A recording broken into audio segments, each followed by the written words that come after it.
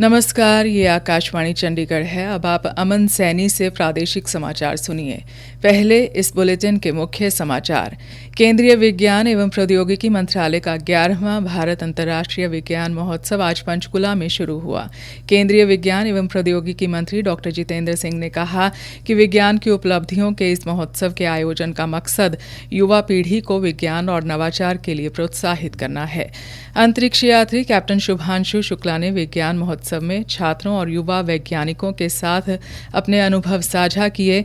हवाई सेवाओं के रद्द होने के कारण रेलवे द्वारा यात्रियों की सुविधा के लिए जयपुर और हिसार से विशेष रेलगाड़ियां चलाई जाएंगी और केंद्र सरकार ने वर्ष 2025-26 के लिए 119 मिलियन टन गेहूं उत्पादन का लक्ष्य रखा।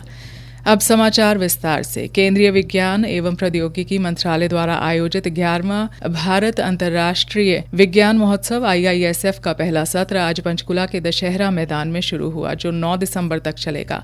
केंद्रीय विज्ञान एवं प्रौद्योगिकी मंत्री डॉक्टर जितेंद्र सिंह ने आज इसका विधिवत उद्घाटन किया।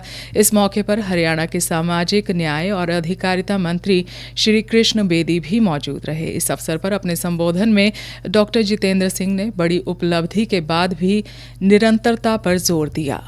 To be hit on the objective parameters, you have two basic prerequisites. A, that you have to be consistent. B, you have to register certain landmarks or certain milestones for which you are referred again and again. And in the last 11 years, we have seriously followed this universally accepted mantra. We have registered milestones for which we are being referred across the world as a global success story. For example, in the space Chandrayaan 3, हालांकि चांद की धरती पर आज से 50 साल पहले America ने एक उतारा। He had a small straw. He made that famous statement. It became very popular. One small step for man, one step for mankind. लेकिन आगे पीछे पानी है, वही दिखाई दिया आपको। वो हमारे चंद्रयान ने 50 साल के बाद जाकर के पानी का जल के बने का प्रमाण लाया और एक कल्पना दी दुनिया में मानव जीवन की संभावनाओं पर भी शोध किया जा सकता। So that is a milestone for which the world is bearing us. केंद्रीय मंत्री डॉक्टर जितेंद्र सिंह ने विज्ञान प्रदर्शनी का अवलोकन भी किया। पत्रकारों से बातचीत में डॉक्टर जितेंद्र सिंह ने कहा कि हर साल ऐसे महोत्सव आयोजित करने का मकसद आज की युवा पीढ़ी को विज्ञान के क्षेत्र में आगे बढ़ने के लिए प्रोत्साहित करना है। उन्होंने विज्ञान और नवाचार को बढ़ावा देने का श्रेय प्रधानमंत्री नरेंद्र मोदी को दिया। मुझे लगता है कि बहुत बड़ा श्रेय जाता है प्रधानमंत्री जी को। इस प्रकार से उपलब्धियां रही है गत 10-11 वर्षों विज्ञान नवाचार के क्षेत्र में, जिसको लेकर के विश्व भर में भारत का भी लोग साख को माना जा रहा है। उन्होंने कहा कि इस विज्ञान महोत्सव का मकसद समाज के हर वर्ग से जुड़ना है। उन्होंने कहा कि 3 C बहुत महत्वपूर्ण है। पहला C विज्ञान की उपलब्धियों का उत्सव मनाना है। दूसरा C उन लोगों तक पहुंचना है जो विज्ञान की प्रगति में योगदान दे रहे हैं। और तीसरा C करियर है, जहां युवा वैज्ञानिकों के भविष्य को और आगे बढ़ाया जा सकता है। पंचकुला में चल रहे 11वें भारत अंतर्राष्ट्रीय विज्ञान महोत्सव में आज अंतरिक्ष यात्री ग्रुप कैप्टन शुभांशु शुक्ला ने छात्रों और युवा वैज्ञानिकों के साथ अपने अनुभव साझा किए। उन्होंने कहा कि भारत में विज्ञान के क्षेत्र में तेजी से प्रगति हो रही है। यह भारतीयों के लिए गर्व की बात है कि भारत विज्ञान के क्षेत्र में आत्मनिर्भर बन रहा है। उन्होंने अंतरिक्ष में भारत की मौजूदगी पर भी अपने विचार साझा किए। उन्होंने कहा कि अब जब भारत चांद पर जाएगा तो वहां लंबे समय तक रहेगा। उन्होंने सभी भारतीयों से 2047 तक भारत को एक विकसित राष्ट्र बनाने में योगदान देने का आग्रह किया। पत्रकारों से बातचीत में अंतरिक्ष यात्री शुभांशु शुक्ला ने कहा कि यह महोत्सव वैज्ञानिकों को आगे बढ़ने के लिए प्रेरित करने हेतु एक बेहतरीन मंच है। उन्होंने कहा कि विज्ञान को जितना ज्यादा बढ़ावा दिया जाएगा, भारत उतना ही ज्यादा विकसित होगा।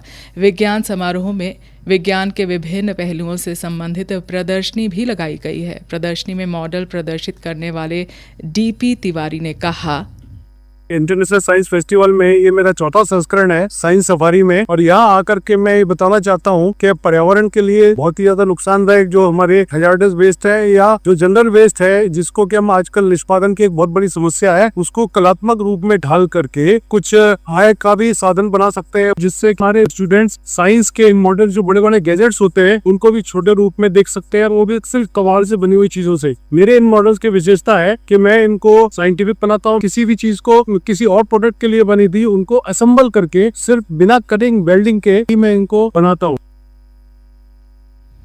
डॉक्टर मीनाक्षी शर्मा ने कहा कि वह मॉस के पौधे लगाने को बढ़ावा दे रही हैं जो बहुत ज़्यादा ऑक्सीजन देते हैं।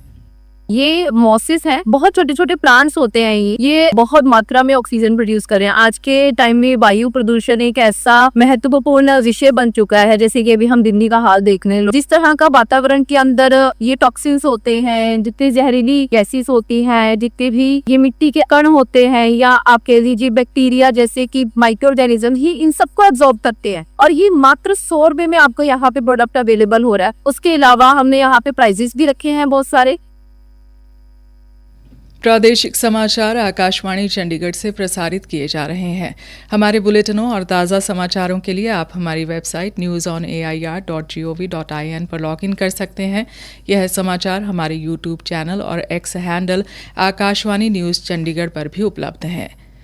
हवाई सेवाओं के रद्द होने के कारण अतिरिक्त यात्री भार को देखते हुए रेलवे द्वारा यात्रियों को सुविधा हेतु कल से जयपुर दुर्गापुरा बांद्रा जयपुर दुर्गा विशेष रेल सेवा एवं हिसार खड़की हिसार विशेष रेल सेवा का संचालन किया जाएगा।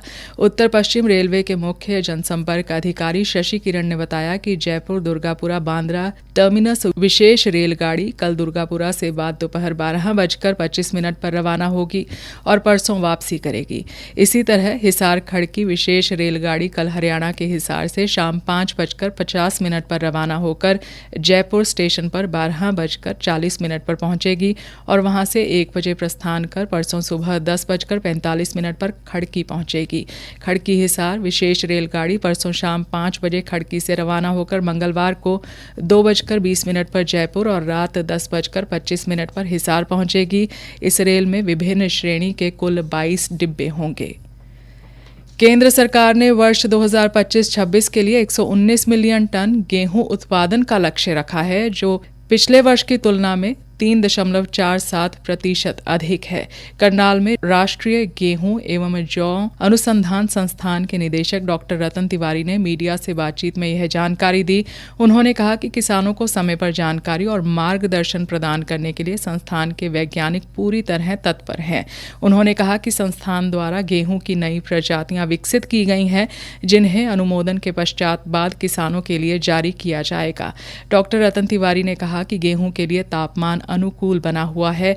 उन्होंने किसानों को 21 से 25 दिन पहले बीजी फसल को पानी लगाने और निर्धारित मात्रा में यूरिया खाद डालने की सलाह दी है। पीले रतुए से बचाव के लिए सावधानी बरतने और लक्षण दिखाई देने पर तुरंत कृषि वैज्ञानिकों से संपर्क करने की सलाह भी दी। उन्होंने कहा कि गेहूं की नई प्रजातियां पीला रतुआ रोधी हैं, इसलिए उनमें किसानों को किसी तरह की चिंता करने की आवश्यकता नहीं है। संविधान निर्माता एवं भारत रत्न डॉक्टर भीमराव अंबेडकर को आज उनके महापरिनिर्वाण दिवस पर याद किया गया। बल्लभगढ़ में अंबेडकर चौक पर श्रद्धांजलि सभा का आयोजन किया गया। इस अवसर पर विधायक एवं पूर्व कैबिनेट मंत्री पंडित मूलचंद शर्मा ने बाबा साहेब की प्रतिमा पर पुष्प अर्पित किए और उन्हें भावपूर्ण श्रद्धांजलि दी। श्री मूलचंद शर्मा ने कहा कि डॉक्टर अंबेडकर केवल संविधान के निर्माता ही नहीं, बल्कि सामाजिक न्याय, समान अधिकार और प्रगतिशील भारत की विचारधारा के अग्रदूत थे। जनसंघर्ष समिति भिवानी की ओर से भिवानी जिले के गांव पालूवास के अंबेडकर चौक में बाबा साहेब डॉक्टर भीमराव अंबेडकर का महापरिनिर्वाण दिवस मनाया गया। समिति के पदाधिकारियों ने बाबा साहेब की आदमकद प्रतिमा पर माला अर्पण कर तथा संविधान सुरक्षा का संकल्प लिया। पलवल के नेताजी सुभाष चंद्र बोस स्टेडियम में आज बाल दिवस समारोह के विजेता प्रतिभागियों को सम्मानित करने के लिए जिला स्तरीय पारितोषिक वितरण समारोह का आयोजन किया गया, जिसमें खेल राज्य मंत्री गौरव गौतम ने मुख्य अतिथि के तौर पर शिरकत की। इस अवसर पर श्री गौरव गौतम ने कहा, आज इस बाल महोत्सव में हजारों बच्चों ने, हमारे युवाओं ने आज इसमें हिस्सा लिया, जिसमें सांस्कृतिक से लेकर संस्कार तक हर प्रकार की छवि आने वाली पीढ़ी में दिखाई देती है। किस प्रकार से ये समाज को, ये इलाके को, ये हरियाणा प्रदेश को ये सब युवा साथी संजो कर रखेंगे, इस प्रकार के कार्यक्रम आज इसमें दिखाई दिए। अंत में मुख्य समाचार एक बार फिर। केंद्रीय विज्ञान एवं प्रौद्योगिकी मंत्रालय का 11वां भारत अंतर्राष्ट्रीय विज्ञान महोत्सव आज पंचकुला में शुरू हुआ। केंद्रीय विज्ञान एवं प्रौद्योगिकी मंत्री डॉक्टर जितेंद्र सिंह ने कहा कि विज्ञान की उपलब्धियों के इस महोत्सव के आयोजन का मकसद युवा पीढ़ी को विज्ञान और नवाचार के लिए प्रोत्साहित करना है। अंतरिक्ष यात्री कैप्टन शुभांशु शुक्ला ने विज्ञान महोत्सव में छात्रों और युवा वैज्ञानिकों के साथ अपने अनुभव साझा किए। हवाई सेवाओं के रद्द होने के कारण रेलवे द्वारा यात्रियों की सुविधा के लिए जयपुर और हिसार से विशेष रेलगाड़ियां चलाई जाएंगी और केंद्र सरकार ने वर्ष 2025-26 के लिए 119 मिलियन टन गेहूं उत्पादन का लक्ष्य रखा। इसी के साथ समाचार बुलेटिन समाप्त हुआ।